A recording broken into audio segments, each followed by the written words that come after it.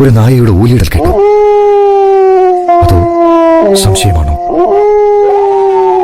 ഒരു കൂമന്റെ അർത്ഥഗർഭമായ മൂളൽ കേട്ടോ? അസ്വസ്ഥരായ പക്ഷികളുടെ ചെറുകടികൾ കേട്ടോ? പ്രകൃതി ഉറക്കം ഞെട്ടിയ ഒരവസ്ഥ. വളരെ പതിയെ ഞാൻ മധുവിന്റെ ശബ്ദം കേട്ടു. ഇടതുവശത്തേക്ക് നോക്കരുത്, നേരെ നോക്കി നടക്ക്.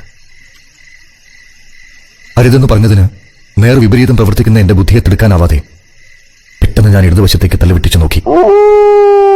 അത്തൽവേലിക്കപ്പുറത്ത് പുളിമരച്ചോട്ടിൽ ഒരു സ്ത്രീ പുറംതിരിഞ്ഞു നിൽക്കുന്നുണ്ട്. മുടി കോതി ഒതുക്കുകയാണ്. നിമിഷാർത്ഥത്തിൽ എന്റെ കാലുകളുടെ ചലനം നഷ്ടമായി. ആ കാഴ്ചയിലേക്ക് മനസ്സ് ഏകാഗ്രമായി.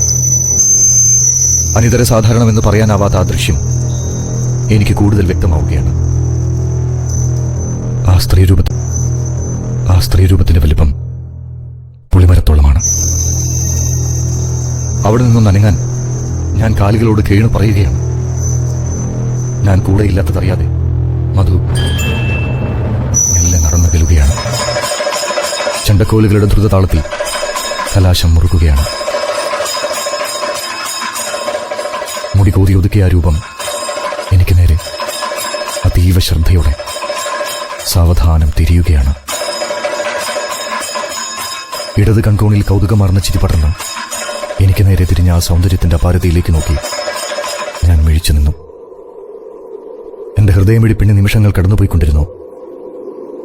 വശ്യമധുരമായ ഒരു മന്ദഹാസം പകർന്ന് ആ സ്ത്രീ എനിക്ക് നേരെ നടന്നെടുക്കുകയാണ്. വായിലെ വെള്ളം സർവത്ര വെറ്റി നിസ്സഹായനായി നടന്നെടുക്കുകയാണ്.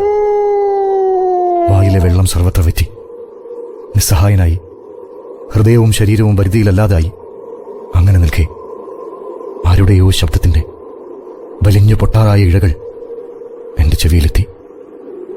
കാതങ്ങളോളം അകലെ നിന്നതുപോലെ ഞൊടിയിൽ ആ രൂപം കായൽ മണമുള്ള ഒരു കാറ്റുപോലെ എന്നെ ആഞ്ഞു പുൽകി.